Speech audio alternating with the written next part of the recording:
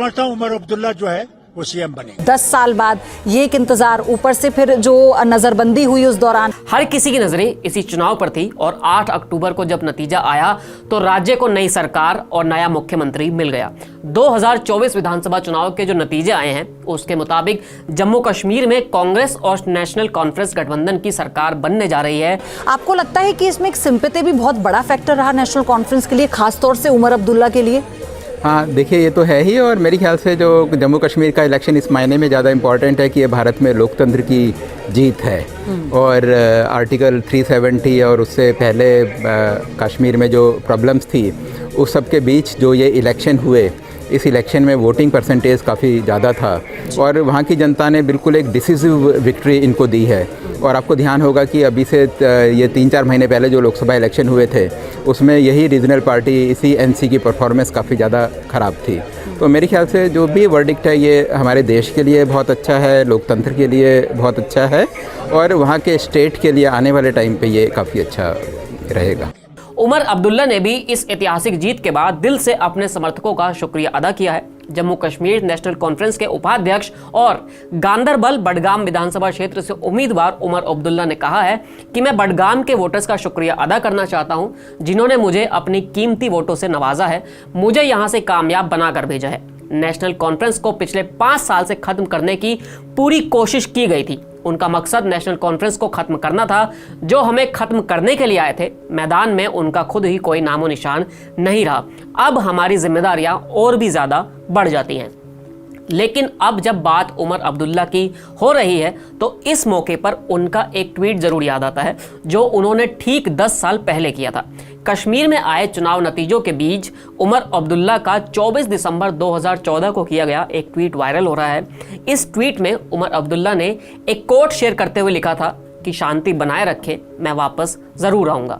और इस ट्वीट की टाइमिंग और भविष्यवाणी देखिए कि 10 साल के बाद उमर अब्दुल्ला की धमाकेदार वापसी हुई है और ये वापसी ऐसी हुई है कि अब वो फिर से राज्य के मुख्यमंत्री बनने जा रहे हैं। और इस बार उनका सीएम बनना इसलिए भी ऐतिहासिक है क्योंकि जब इतिहास लिखा जाएगा और उसमें बताया जाएगा कि 370 हटने के बाद जम्मू कश्मीर का पहला मुख्यमंत्री कौन था तो उसमें नाम उमर अब्दुल्ला का ही आएगा।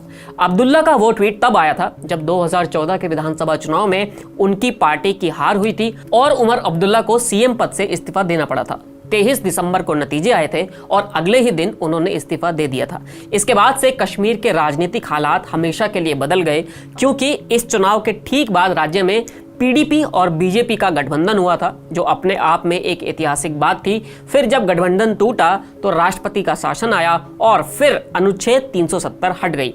पाकिस्तान लाइव के मुअज़्ज़िज़ नाज़रीन, अस्सलामु अलैकुम। जम्मू कश्मीर के इंतखाबात में बीजेपी की शिकस्त ने भारतीय सियासत में एक नया मोड़ पैदा कर दिया है। ये शिकस्त न सिर्फ मोदी सरकार की कश्मीर पॉलिसियों की नाकामी को जाहिर करती है बल्कि कश्मीर में अवाम की वाज़ेह मुज़ाहमत को भी जाहिर करती है।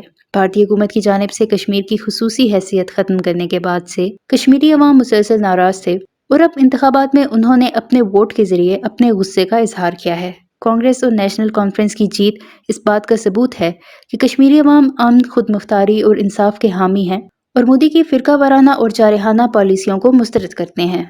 भारतीय मीडिया इस गैर मुतवक्को शिकस्त को हजम नहीं कर पा रहा और मुख्तलिफ चैनल्स पर बहस मुबाहिसे में मोदी हुकूमत पर शदीद तनकीद की जा रही है। कई एंकर्स और तज्जिया निगार खुलेआम मोदी की कश्मीर पॉलिसी को नाकामी करार दे रहे हैं। ये इंतखाबात एक तारीखी मोड़ साबित हो सकते हैं जहाँ कश्मीरी अवाम ने वाज़ेह कर दिया कि वो भारत के तसल्लुत को तस्लीम करने के लिए तैयार नहीं है। उसके साथ साथ इस शिकस्त ने बैनुल अक़वामी सतह पर भी भारत की साख को धचका पहुँचाया है क्योंकि दुनिया भर में ये खबर गर्दिश कर रही है कि कश्मीर में मोदी की पॉलिसियों को अवाम ने मुस्तरद कर दिया है। भारतीय मीडिया की चीखो पुकार के साथ साथ बीजेपी के हामियों में भी शदीद मायूसी पाई जा रही है, जो इस उम्मीद पर थे कि मोदी की हुकूमत कश्मीर में अपनी गिरफ्त मजबूत कर देगी। ताहम इन नताइज ने साबित कर दिया कि कश्मीरी अवाम अपनी आज़ादी और खुद मुख्तारी के लिए किसी भी हद तक जा सकते हैं और उन्होंने जमहूरी तरीके से मोदी को ये पैगाम पहुंचा दिया है कि वो उनके फैसले को तस्लीम नहीं करते। अब देखना ही है कि मोदी हुकूमत इस शिकस्त के बाद क्या रद्द-ए-अमल दिखाती है और क्या वो अपनी पॉलिसियों में कोई तब्दीली लाएगी या फिर वही सख्त गिर रवैया अपनाएगी जिसने उन्हें इस मुकाम तक पहुंचाया।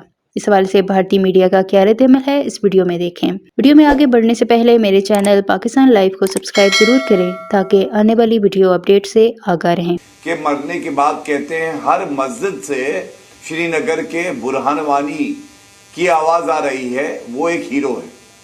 ये वो उमर अब्दुल्ला है जिनकी पार्टी ने कहा है अनुच्छेद 370 को बहाल करेंगे। अब बहाल कैसे करेंगे, क्योंकि प्रदेश की सरकार के पास तो ये शक्ति होती नहीं, लेकिन फिर भी कहा है। और मैं एक बड़ी बात कहूंगा, अभी कोई कह रहा था कि क्या हुआ कश्मीर में भारतीय जनता पार्टी का।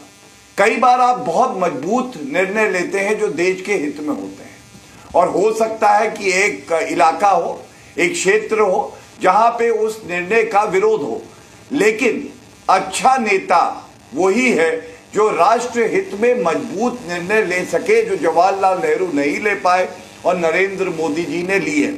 और भारतीय जनता पार्टी गर्व महसूस करती है कि 1951 के बाद कश्मीर के सेक्रेटेरिएट पे तिरंगा लहराया जब अनुच्छेद 370 को संशोधित किया। हमें गर्व है आज पत्थरबाजी वहां शून्य हो गई है। हमें गर्व है कि वहां के बच्चों के हाथ में अब पत्थर नहीं है, कंप्यूटर है और किताब है। और ये फर्क जो है हमारी जीत है। सीटें जितनी भी आए, और जम्मू में हमारी सीटें बढ़ी हैं और हमें वोट परसेंटेज भी बढ़ाया है। ये दिखाता है कि हमारे विचारों के साथ भारत आज खड़ा हुआ है। बिल्कुल, ये कहा था कि अंग्रेजों की नीति थी डिवाइड एंड रूल। अंग्रेजों ने 1871 के अंदर हमारी वो जातियां जो सांप्रदायिक पेशे थे, जो कभी नीची जाति नहीं थे, तेली, कुम्हार, नाई, बढ़ई, लकड़हारे, इनको सबको अंग्रेजों ने नीची जाति लो कास्ट डिक्लेयर किया था। आज कांग्रेस वही अंग्रेजों की उस डिवाइड एंड रूल की नीति को तोड़ने के जगह जाति की सेंसस कराने की बात करती है, बांटने की। अपनी जाति बताएंगे नहीं, लेकिन दूसरों की जाति सेंसस कराएंगे। और इन्होंने फिर वही किया। ठीक है, कॉलोनियल जो हैंगओवर था, भारतीय पुलिस को यह समझाने की कोशिश नहीं की कि तुम अब अंग्रेजों की पुलिस नहीं हो, तुम जनता की सेवक पुलिस हो। ये इन्होंने नहीं की। भारतीय ब्यूरोक्रेसी के अंदर वही कॉलोनियल माइंडसेट था, आईसीएस वाली लाके बिठाई। आज भी आप कितना करते कहते हैं कब आप आईसीएस था। जी, क्या जाति का फैक्टर हरियाणा में चला है क्या? जी सर, जैसे ये चुनाव परिणाम आए हैं उनको देखकर तो कहीं नहीं लगता है कि जाति का फैक्टर चला है। जैसे किसान को सबसे ज्यादा हरियाणा के लिए बताया जा रहा था कि किसान नाराज है बीजेपी से, तो चुनाव परिणाम को देख के तो कहीं ऐसा नहीं लगता, और ना पहलवान ना युवाओं को देखकर ऐसा कहीं दिखा है। मतलब आप कह रहे हैं ना पहलवान ना जवान ना किसान, कोई नाराज नहीं था? जी बिल्कुल, कोई नाराज इस चुनाव परिणाम के हिसाब से को नतीजे आए थे और अगले ही दिन उन्होंने इस्तीफा दे दिया था। इसके बाद से कश्मीर के राजनीतिक हालात हमेशा के लिए बदल गए, क्योंकि इस चुनाव के ठीक बाद राज्य में पीडीपी और बीजेपी का गठबंधन हुआ था, जो अपने आप में एक ऐतिहासिक बात थी। फिर जब गठबंधन टूटा तो राष्ट्रपति का शासन आया और फिर अनुच्छेद 370 हट गई। 2019 में 370 हटी और अब 5 साल के बाद यहां पर चुनाव हुए हैं।